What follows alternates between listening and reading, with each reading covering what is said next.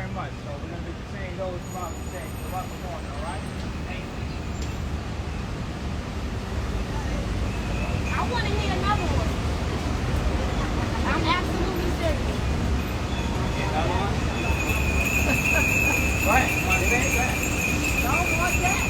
No more death. What do we want? No more deaths! When do we want it? Now! What do you want? No more deaths! When do you want it? Now! Mayor Adams, what do we want? No more deaths! When do we want it? Now! Mayor Adams, what do we want? No more deaths! When do we want it? Now!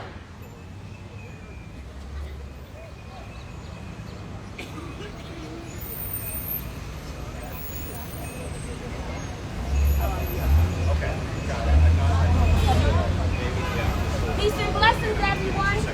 Peace and blessings. I'm Chaplain Dr. Victoria A. Phillips. Everyone calls me Dr. V. And today, the Jails Action Coalition and Hope Solitary has asked everyone in New York City to show up because we have yet another life lost in DOC custody. That ain't right. I said that is not right. That is right. What do we want? No more deaths! When do we want it? Now! What do you want? No more deaths! When do you want it? Now!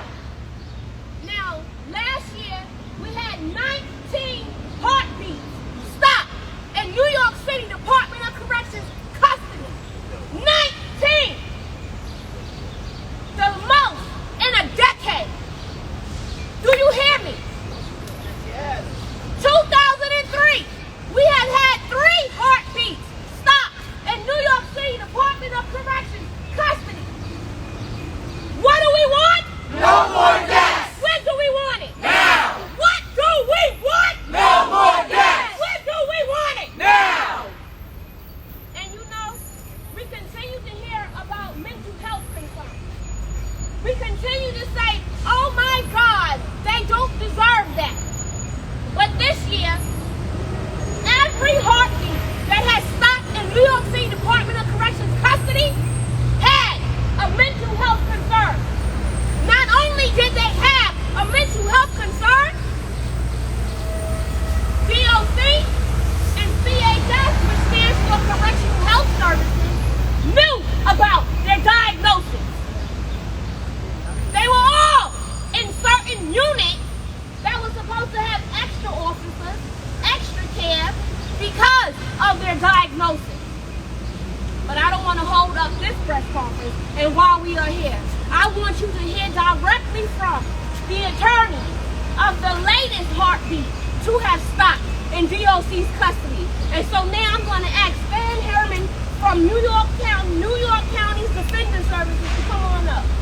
Thank you, Doctor. Thank you. What do we want? No more deaths! When do we want it? Now! What do we want? No more deaths! When do we want it? Now!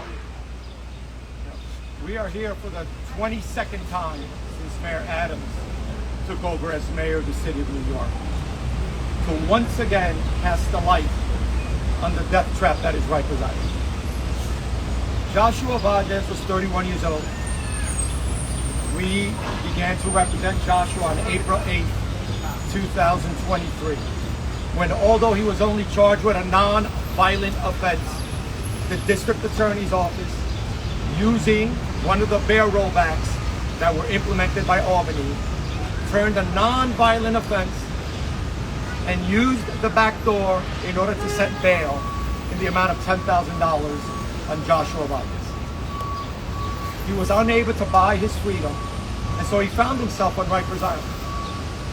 But Joshua was much more than what he was charged with. Joshua was a brother. Joshua was an uncle. Joshua was a son. And on May 14th, like all sons throughout this country, he did what we all did. He called his mother to wish her a happy Mother's Day. He called his sister to wish her a happy Mother's Day. And inexplicably, 5 days later, 5 days after that phone call with his mother, he was declared brain dead at East Elmhurst Hospital. And we don't have answers. What we do have is a lot of questions. what we've seen is a lack of transparency, and we've seen a Commissioner Molina and a Department of Corrections whose story simply evolves to meet the moment, like a chameleon. So at first, he didn't report that this death had occurred. And they took the position that they didn't really have to report the death. That this wasn't any kind of malfeasance, that Joshua had reported some headaches, and that's what this was about. So then we found out that he was taken to the hospital, and we found out that upon arrival at the hospital, he went into cardiac arrest.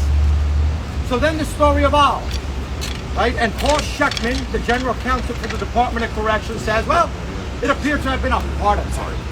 That is what occurred to this healthy 34-year-old individual who was in their care and their custody, a heart attack.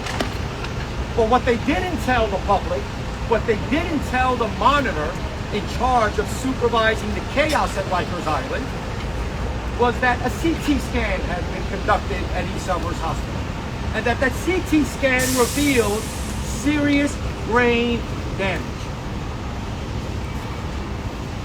So then we have another evolution, which is after his death, an autopsy is performed. And the autopsy reveals a fractured skull. And so then the story continues to evolve from Commissioner Molina, who now says, well, he got into a fight about 30 days ago. 30 days ago. Implying that somehow this brain damage had occurred 30 days earlier. We have a lot of questions, right? Why did a medical official at Rikers Island, who was apparently seeing a patient who reported a headache, feel the need to call an ambulance and take that individual from Rikers Island to a hospital? What did that individual learn that made them determine this is a lot more than a headache, and we don't have the ability to treat this patient on Rikers Island? Why weren't we told about the CT scan results and the brain damage and the brain swelling that occurred? That's right. Why weren't we told about the skull fracture? The Department of Correction and Commissioner Molina has lost all credibility with the city of New York, with the communities that are overrepresented on Rikers Island, and with all of you, the media. Because he has now taken the position that he doesn't have to inform the public when somebody dies on Rikers Island. That was just some policy that the de Blasio administration had put out, and they don't have to follow that policy anymore. They want to operate in the darkness and in the shadows, and it is incumbent on you, the press, to continue to shine a light on what is happening on Rikers Island. He has lost the credibility with the federal monitor in this case. Even Mr. Martin is starting to wonder what is going on with the lack of transparency coming from Rikers Island. And so they have called for the judge in this case, the Nunez case, has scheduled a hearing for June 13th. She has ordered that the commissioner appear himself to explain what is going on in this case. The family deserves answers. That's right. That mother went from thanking her son for calling her on Mother's Day to grieving him 5 days later. Now, I want to leave you with Joshua's last act of compassion and humanity. Joshua had decided that he wanted to be an organ donor. You see Joshua's banners right there. Get a shot of that. That's the one that really set off this latest round of when everything. the mother was finally contacted Joshua, you see Joshua. by the hospital, and I want this to be clear to everyone in the media. To this day, no one from the commissioner's office has taken responsibility or had the moral courage to call that mother to apologize and to say, I'm sorry for your loss. What kind of leader engages in that kind of behavior? None. If somebody dies in a school, do you think the principal is going to make a phone call to that parent to say, I'm sorry about what happened? Every time there's some kind of, crime of violence in the street, the mayor goes running out and he's standing next to the family members, expressing condolences and support. But every time a person dies on Rikers Island, there is radio silence from this administration and the commissioner. Where is your humanity and where is your compassion? But let's juxtapose that by Joshua's family. So finally, on Tuesday, I believe it was June 24th, May 24th, the family is in the hospital. Our attorneys fought to have him released from custody.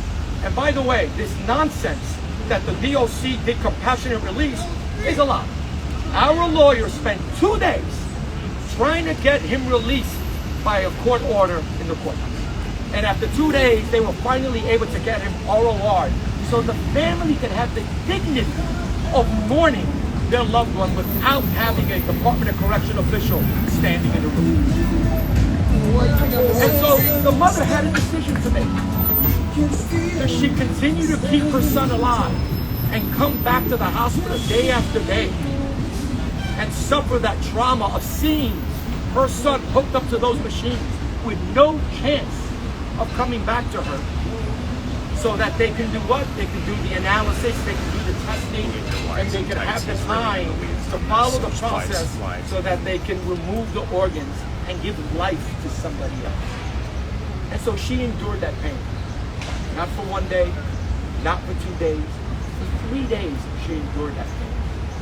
Until the surgeons were finally in a position where they could harvest Joshua's organs and donate them to somebody else. So while Rikers took away his life, Joshua chose to give life to others. That is compassion. That is grace. That is what's missing from the Department of Corrections and Commissioner Molina. I want to end by just having one request with the media. I spoke to the family this morning. They are overwhelmed. They are mourning. And they are imploring on all members of the press to just give them space. Folks have been calling them, have been going to their apartments.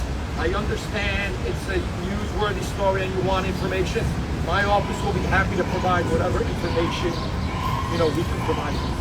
But just give this family the space and the dignity to mourn their loved one and just process what has transpired to this 31-year-old individual named Joshua Valles.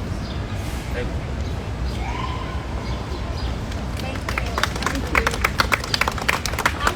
Digest what Stan has just said. 31 years old. And this hits home for me. 31 years old and could not get medical care that he needed. So many times over the past decade as a Jails Action Coalition member, but before in December of 2011 because of the conditions on Rikers Island in the boat. But so many times over the last decade, I have been on the record, and in the last 7 years have put my own medical history on the record, clearly saying, what would it look like if someone like me was behind the walls? Because at 35, 3 weeks after my 35th birthday, I had headaches. I had symptoms that everybody just brushed off. 8 times the ambulance took me to a hospital that misdiagnosed me, racially profiled me, but I was able to leave on my own and seek help elsewhere, and then told I could not leave because I had to have emergency brain surgery. So when I say that Joshua's life being stolen from him hits home, that is truly what I mean. Because my God, in the last 7 years, I have asked the Board of Corrections, I have asked City Council, I have even asked Mayor Adams when he was borough president, what does it look like that most Brooklyn people and the Bronx people fill up DOC? What does it look like if one of them had a medical condition like me and could not advocate for themselves? And today we find out what it looks like from Joshua's life. Who are we? We are a city of savages. Why don't we care? because someone is detained. This is domestic soil. You have a right to your human rights. You have a right to medical care. Minimum standards are there for a reason. And if a commissioner is in place and tries to hide the truth in any way, he should be removed immediately. Now. And if the mayor is that much of his homeboy, then they're willing to hold him accountable, he should be replaced. Immediately. Far too long, city council has stepped 10 toes side to side. Well, we can't push that politics. That's too much left. That's not enough right. Human life deserves value.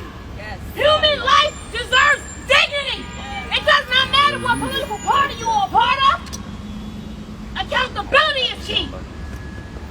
And speaking of boroughs filling up DOC, I next want you to hear from our Brooklyn Borough President, Antonio Reynoso.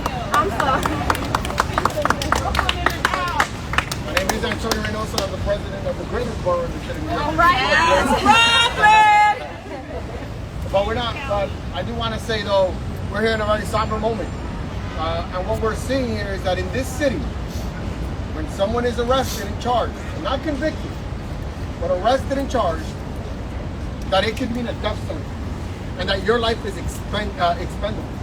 That's what we're talking about here. But it might make more sense for you to get charged for a crime that you might have not committed and move to county to state jail than to stay at Rikers Island to die. That the outcomes of this city have gotten so bad in our jail system that it's a death sentence should you get charged for a crime. You're innocent until proven guilty. You're simply detained. And what we're saying is that that is a death sentence in the city of New York. That your life is expendable. But we've gotten to the point that if you are in the city's care, in a city's institution, and you die, there will be no accountability at the commissioner level, at the mayoral level. And that this city has lost all apathy. And it's been has apathy, and it's been in a complacency where it's okay that we can keep making new flags here, representing new lives. Okay. And it just doesn't matter. All right, I'll let him know. The city's not in an uproar. We don't have 2,000 people behind us giving up my card. saying that we have innocent people dying in our custody and that it's wrong. Imagine one child dying in the Department of Education's care. Get him another card or get his What would we do in that school? They'll shut it down. They'll remove the principal. Right. They'll have a reevaluation of systems. Right. Yes. They'll hold accountable the chancellor. It's like, what happened? Imagine if 20 people died in 1 year in Prospect Park. The Parks Commissioner will be held to task. They'll have quarantine Prospect Park. No one can go in here. We have to reevaluate what's happening. They'll shut it down immediately. But in an institution like Rikers, no, there people can die. That is okay. Molina can lie. I don't need to stand up to the commissioner. The city of New York and its residents are not putting my feet to the fire on this issue. That is what we're seeing right now. And I'm over it. I'm over thinking that these lives don't matter. They have to matter. And we have to do something about it. And now this mayor wants to extend the lifeline and the lifetime by which Rikers stays open. Instead of looking into fast-tracking contracts and moving forward with the deconstruction of Rikers Island, he says, "Oh, that timeline is not real." But you know what is real? These lives dying every single day. And if you don't want to take time to cut 6 months or 1 year or 2 years off of that timeline to save a life, then what are you doing? What are you doing? There's one issue where our mayor has failed, absolutely failed, and absolutely letting people die under city's custody. It wouldn't happen anywhere else but here. So you're mad at me. So you're mad at me. If I stand with everyone here,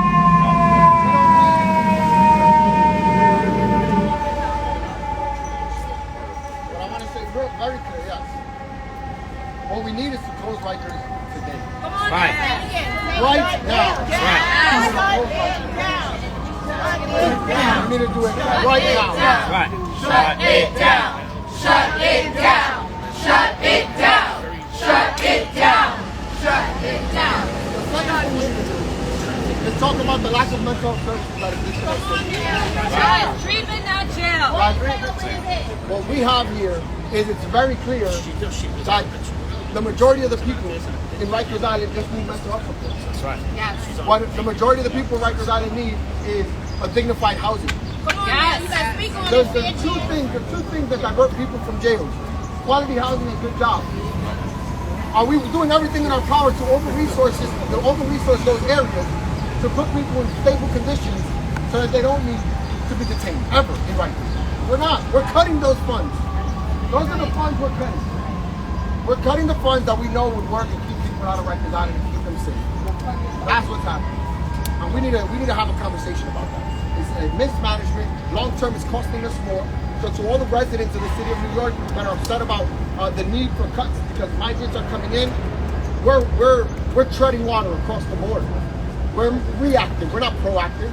Spending a little money right now on dignified housing and mental health services will save us millions, billions in 5 and 10 years.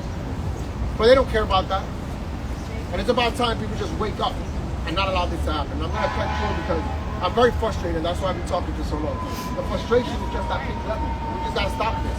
So thank you all. I want to say to this coalition that's standing behind me, every time they show up, every single time, they don't let one life go by. Not one life go by. That's the type of humanity that we want to see in City Hall. That they show up every single time because they know how important this is. So thank you all for the great work that you're doing. When people's lives are at stake, decarcerate, decarcerate. When people's lives are at stake, Decarcerate, decarcerate. when people's lives are at stake, Decarcerate, decarcerate. when people's lives are at stake. Decarcerate, decarcerate. And I want y'all to understand, 51% of the population in DOC custody has a mental health concern. Over 85% of the women on Rosie's right now have a mental health concern. Over $1,500, I think it's $1,525 a day is spent on incarcerating someone in DOC custody. Do you hear me? That's over $500,000 a year. And we can't provide them medical care? Joshua, life is taken. Mr. Rubo, I hope I pronounced it right, his life was taken. Marvin, life was taken. In 2023, all having mental health concerns, all part of our most vulnerable populations in our city. And when I say that, I mean our elders, our youth, those with medical diagnosis, those who are differently able. And I just want to say, while we're speaking on bills, because the state need to go ahead and pass treatment, not jail. The city needs to go ahead and pass intro.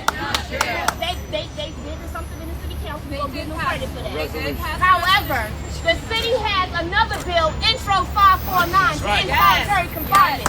And what I want to say is, if the city cannot do their job and preserve life in medical units that have extra officers, specialized staff, what the hell do we think they're going to do in solitary confinement?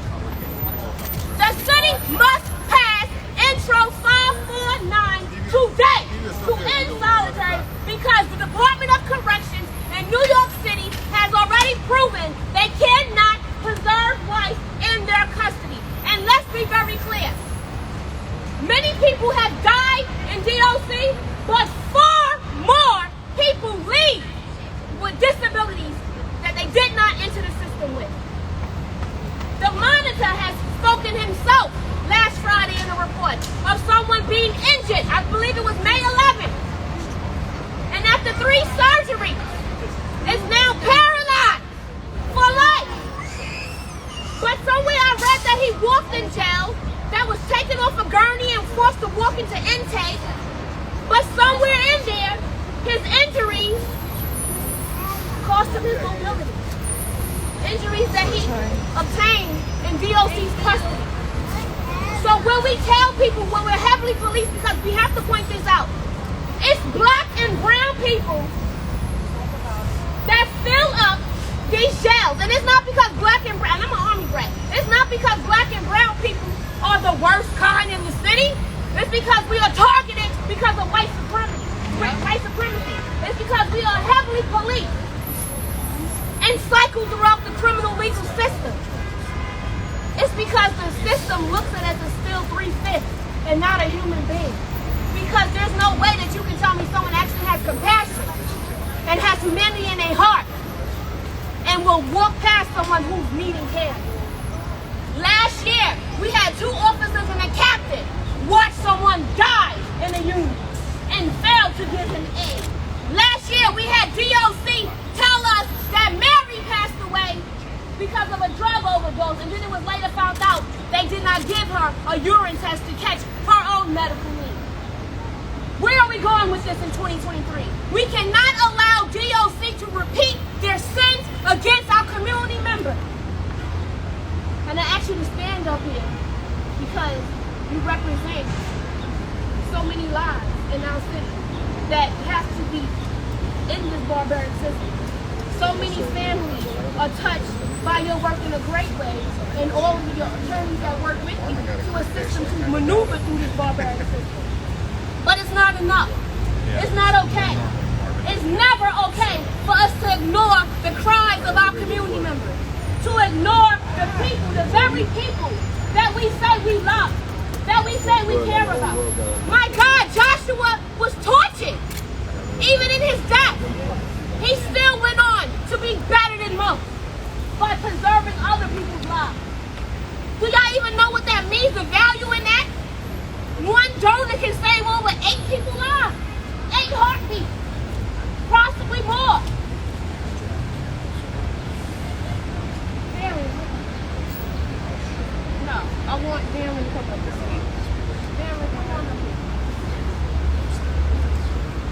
And then after Darren speaks, we'll open up the stuff. I want Darren to speak because he is someone who has been on Rikers Island years ago, but it still matters because nothing has changed. So Darren Mack, Freedom Agenda, talk to them. Thank you so much for everybody coming out. My name is Darren Mack. I'm a co-director at Freedom Agenda. I'm also a member of the Jails Action Coalition, and I'm a survivor of Rikers Island, the last penal colony in the United States. And we here because today, once again, because we believe in justice. So we standing here today again because we believe in human rights and we believe in accountability. But unfortunately, Rikers Island has been a manifestation of injustice. Unfortunately, there has been grave human rights violations occurring on Rikers Island. And there has been also a lack of accountability. So,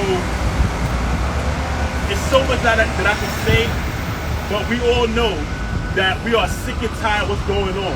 Right. Are we not tired of being in one of the most wealthiest cities in the world that continues to fail the most marginalized and vulnerable people in our community? Yes. Are we not tired of this mayor paying lip service to upstream solutions, upstream investments, when his policy and his proposed budget is cutting every single agency that the people need? Are we not tired of the Department of Corruption closing ranks and cutting programs and services that people incarcerated need? That's what's happening. The DOC's closing ranks. Not only that, they limited transparency in the Department of Correction. Just recently, they are limiting and restricting access of the Board of Corrections to access to video. So it's becoming less transparent. And just recently, the Department of Corrections is stating that now they will not report the deaths to the public. It's going to be a secret now. So we can imagine. What other corruption, what the other brutality that's happening, and neglect is going to continue to be secret. And we can't accept that. It's unacceptable. Joshua, his death is not only a tragedy, but it's also a direct, predictable result of the mayor's decision, to propose a budget that will defund these agencies that people need, the help that they need. It's a direct result of also the mayor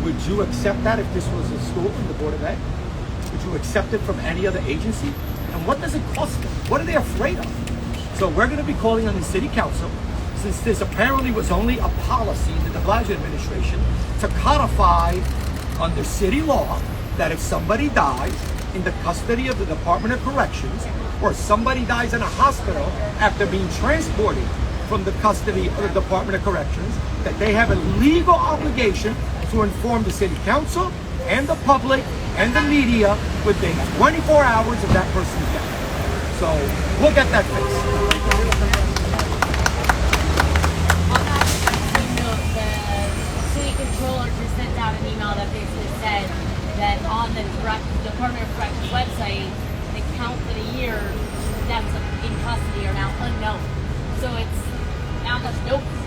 I think that speaks to the complete lack of transparency, the complete lack of confidence in the commissioner, and I would call on his resignation at this point. Come on now, If he is writing a letter to the federal monitor saying don't put these 5 things in the report because it makes us look bad, then that is someone that the city should fear.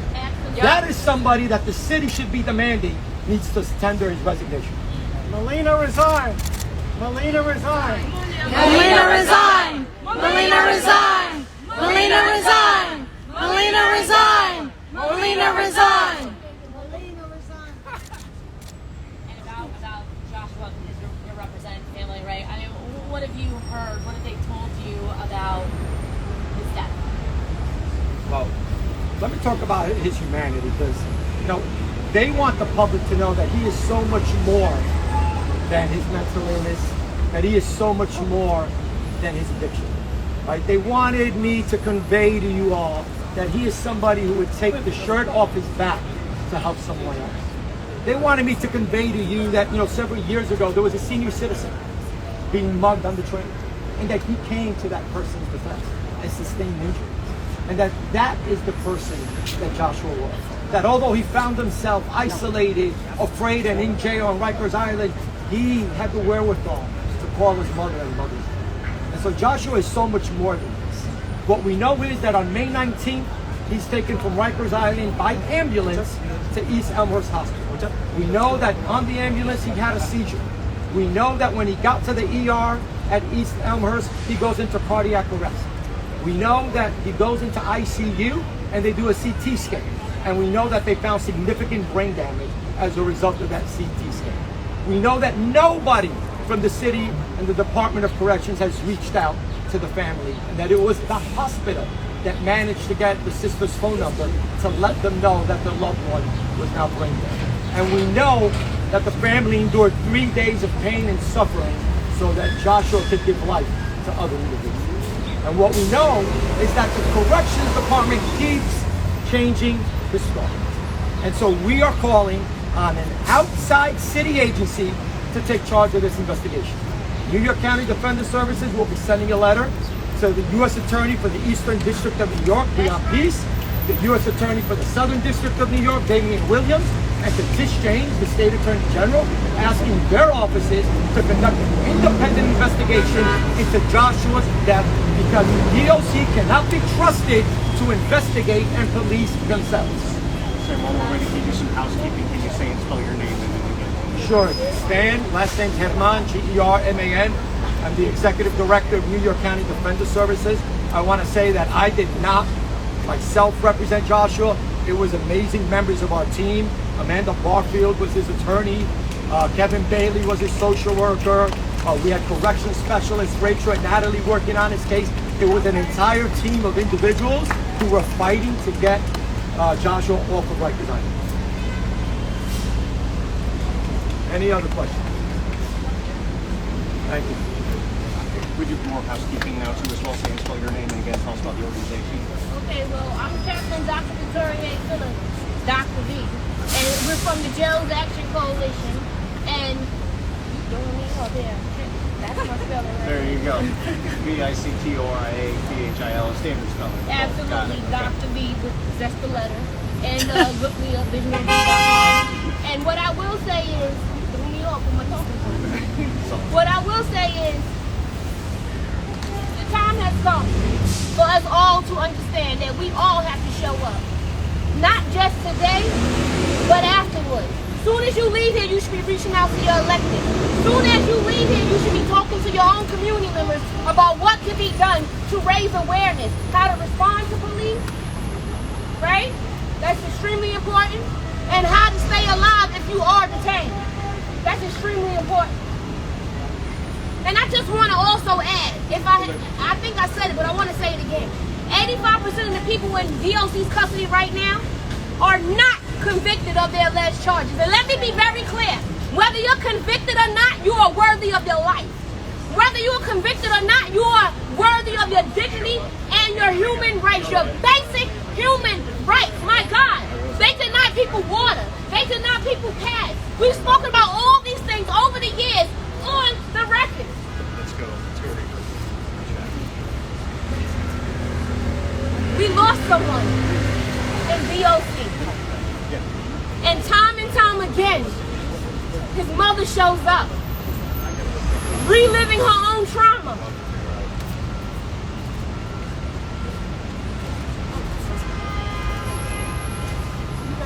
Take your sip. Take your time.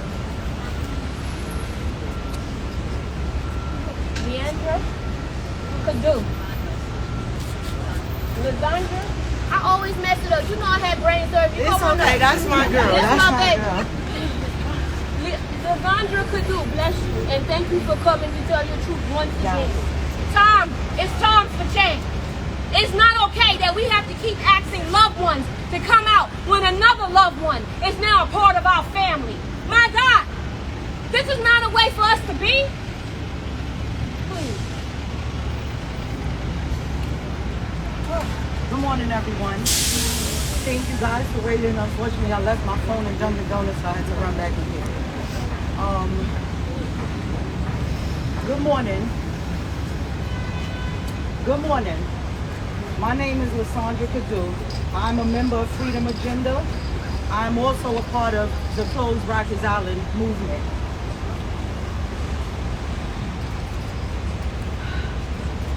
After a while, I get tired of saying this because I just thought when that happened to my son that this don't happen in New York. But again, I want to send my deepest condolences to the Valles, and if I'm pronouncing it right, the Zahos family. We are here for you, and we are fighting with you for this justice. I'm saddened again with the news that another son, another brother, another husband has lost their life in Torture Island. It breaks my heart and soul. It destroys me. It breaks my heart and soul when I hear this. Oh God, I'm sorry. Got this, Lasandra. It breaks my heart and soul when I hear there's another family. There's another family on this boat with myself and others. It just breaks my soul. Oh God. It really breaks my soul that I just seen my mayor on Monday at an event on my block. And I went up to him and I asked him, what is he gonna do? And he didn't have any answers. He didn't answer me. He said, was I able to walk up to me and ask questions? I said, yes, when I'm in Albany and I never see you there.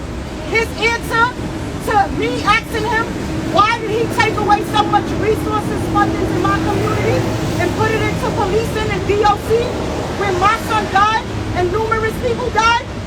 His answer to me was, what he did for my community was, he put 25,000 kids into summer youth.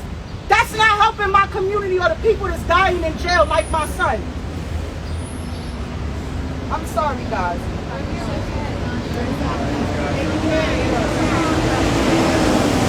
Like I said, I just seen my mayor engaging in an event and not in engaging in saving human life. It hurts to me to know that if you are black and brown, and if you go over the bridge, again, I must say this, it hurts me to know that if you are black and brown And if you go over that bridge and get to that place, you are not considered part of my community. And those are my loved ones. It hurt me when I just ran through this park there to see a whole bunch of kids sitting there. And I know because the color of their skin, they have a better chance of life. Their schooling is better. Their community is better. They eat better. They sleep better. Their parents do not go through what I've been going through for 20 months and what other black and brown people go through. And I ran past it and I sucked it up and I ran here to it. That bothers me. Like I said, when you go over that bridge, you don't belong to our community anymore. You belong to the DOC community, and that our mayor don't care for you as a person, or rather that you don't belong to our community. So the mayor don't care to keep you safe and healthy. My son, Stephon Kadu, my son turned 24 September the 11th, and September 22nd at 10:54 a.m., my life, my family's life, everyone that knew my son, our lives changed. It stopped.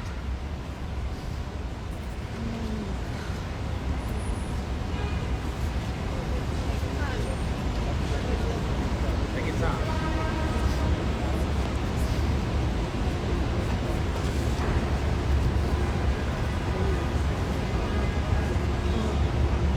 My sunshine, my son, my only son died on a boat, an extension of Torture Island. My son, my only son, the man DOC don't care. They don't care about our loved ones. They don't see our loved ones as people. They see them as dollar signs. My son died from meningitis. My son died because no one cared. You know, when I tell people this, adults look at me and ask me, what is meningitis? That hurts me because people look at me like, what? Meningitis? And when I explain it, they say, but I see vaccines on commercials for it. They didn't care because my son was over the bridge and on Torture Island, and he was black and brown. But my mayor won't shut down this Torture Island. And the judges and district attorneys continue to send people there. The majority of the people there are black and brown, and they still are dying. So how? Anybody here that can hear and see, how can I believe that my mayor cares about my community if the people over that bridge are my community? How can I believe that he cares? What those people, what the mayor is doing, he is putting my people behind those walls. He is condemned them, he is putting my community behind them walls. He is putting my community, and he is condemning my community to die behind those walls. And most of the people that are dying are black and brown, and they're from my community, the community that he says he cares about and wants to keep safe. Shame on him. When is someone going to do something about it? It's 100 question marks behind it. I've been saying this for 20 months, and more people get sent there to die.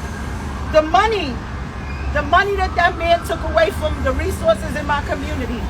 I had a little kid say to me that Monday, the man's your friend? I said, no, I'm not for the man. Is he your friend? A kid that was like 13 or 14 years old said to me, why you don't give my community something?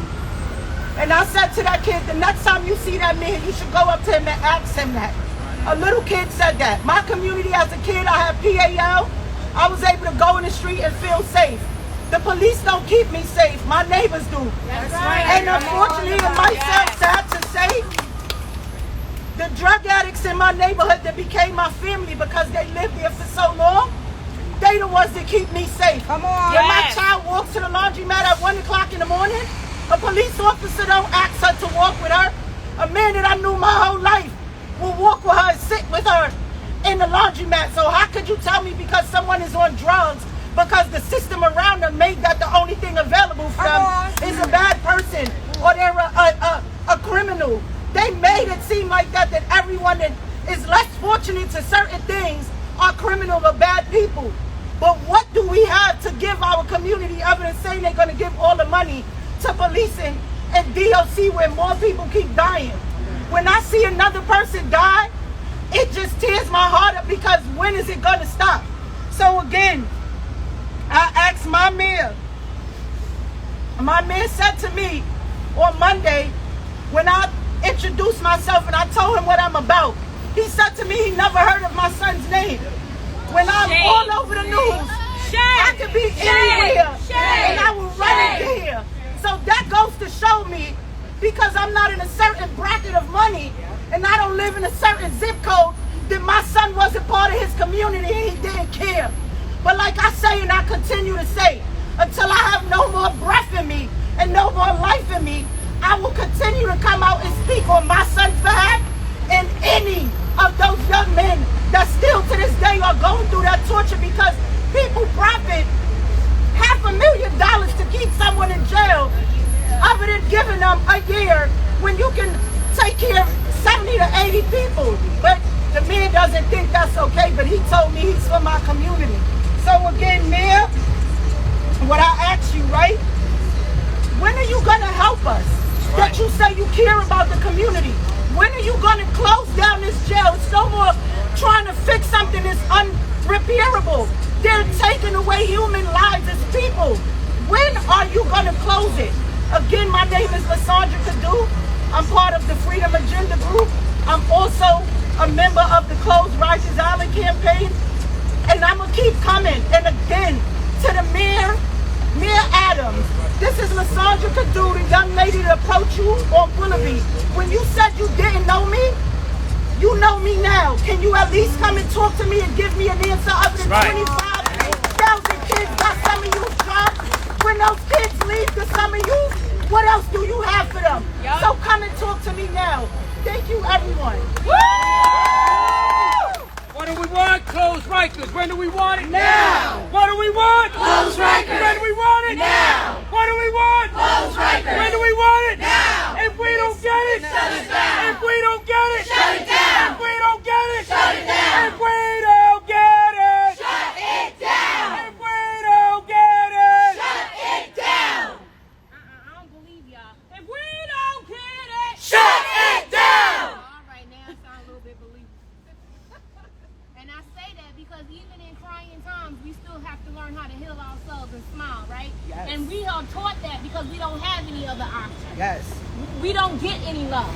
Nope. We don't get any concern. Nope. My God, Joshua's family still hasn't even got a my condolences from DOC. How barbaric and savages is that? Who are we? Now, I wanted to get ready to close, but I want y'all to hear from somebody else directly impacted and a part of the whole solitary campaign. But I also want y'all to remember, before we start breaking up, that we have to be united, because strong communities make police obsolete. Yes. And if we don't have them coming into the community, then we can't be a part of the community system. Strong communities make police obsolete. Again, I am Chaplain Dr. Victoria A. Phillips from the Jails Action Coalition, and we formed in December 2011 because no one was discussing the conditions on Rikers. And I say that because the very conditions that caused us to form is the very conditions that are still going on today, 7 years after Amana's took part. And what I will also say is that there is no way that now the monitor is now losing faith in the commissioner. The monitor has had all proof all along that the commissioner was failing at his job. I even started saying that on the record last spring. So why is it taking Steve Martin this long to speak up? And why did we pay him over $20 million to now do so? When we've been given the same truth for free. And before I shut up and bring Jerome up, I want to also say, as a chaplain, as an ordained reverend, but most of y'all know me as Minister V, or Chaplain V, every clergy on DOC, in any DOC facility, every clergy in every borough that has had someone in their congregation come and discuss the tortures and the trauma of coming home and re-entering society after being a part of Rikers Island culture, you have a duty, a God-given duty, to speak up, to talk about the injustice that you see, that you hear about. And if you are not doing so, because you want to be a part of the mayor's team, rather than care be removed. Yes. And now, please listen to Jerome from the Hope Solitary campaign. There's two signs up, y'all. There's two signs up in the back. There's two signs up. Thank you. I didn't mean to knock you down. I got it.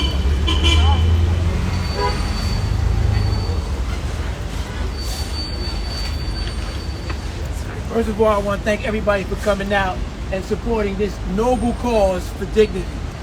I want to thank the family for allowing us to display their names and to relive that traumatization of the loss of their lives and their loved ones. But more importantly, I want to say this. I came here today, 400 miles away from Buffalo, New York, because Joshua was the latest, but he will not be the last unless we make some changes starting right now. Those changes include Molina resigning. Yes. That's right. Yes. Resigning. Yes. Those changes Yes. include those federal monitors writing the reports that they're supposed to write and holding the people accountable that they're supposed to be holding accountable. We have criminalized mental illness. Yes. We have criminalized alcohol and drug abuse. Yes. We have criminalized poverty. Yep. This is a racism issue. Yes, it is. If this was happening in Nassau County Jail, the governor would be here. If this happened in Suffolk County Jail, the mayors and governors from all over the state would be there. If this was happening anywhere other than where black and brown people are suffering and in poverty, it would be something saying something about it. It would be on the news. The mayor would be showing up. Nobody would have to walk up to him in a parade or something and ask him a question, because he would be answering the community questions right now. Let me make this clear to you guys. So if you don't believe us, listen to Aristotle. Aristotle says that poverty is the parent to both crime and rebellion. You want to stop crime? Stop poverty. Yes. Make resources available. Stop putting our people in jail and put them in mental institutions. Stop putting them in jail and put them in rehabilitation centers. Stop putting them in jail and giving them opportunities to succeed in society. Stop criminalizing my community. We were here before you. We'll be here after you. You can't win. All right. Yeah. I believe in correcting the community, right? And we don't walk away with anything that needs to be addressed. We do not expect our community members to be detained because they have mental health conditions. And let me be very clear, if you have a drug abuse or misuse condition, that too is a part of mental health concerns. That is a part of the DSM-5. Google it if you don't believe me. Because that too is so many times pushed away as less than. But it's a part of a real medical concern and needs to be treated as such. And also, we are not hospitalizing people who do not need to be hospitalized. So we do not believe in not detaining people and putting them in mental institutions. Because mental institutions and hospitalizations, working behind the walls and then working in nursing for many years, I know for a fact can be just like being incarcerated. So let me be very clear. We want treatment, not jail. And when we say not jail, we mean jail in any form. Any form. What do we want? Treatment, not jails. What do we want? Treatment, not jails. Why? Because 1 out of 5 of us has a mental health concern. 1 out of 5. Nobody was interested in mental health before the pandemic. But bet you, every one of you, at some point in time over the last 3 years, have experienced some form of depression. Has experienced some form of isolation. So you too can have some part of empathy in your own mind, heart, and soul when we say we have to protect us, and us meaning those of us behind correctional walls. The Jails Action Coalition and Hold Solitary, we thank every one of you for showing up, every one of you, because we all matter and we all are a part of a community, even those with own personal beefs. I'm happy that we all came together today because this is what community looks like. What do we want?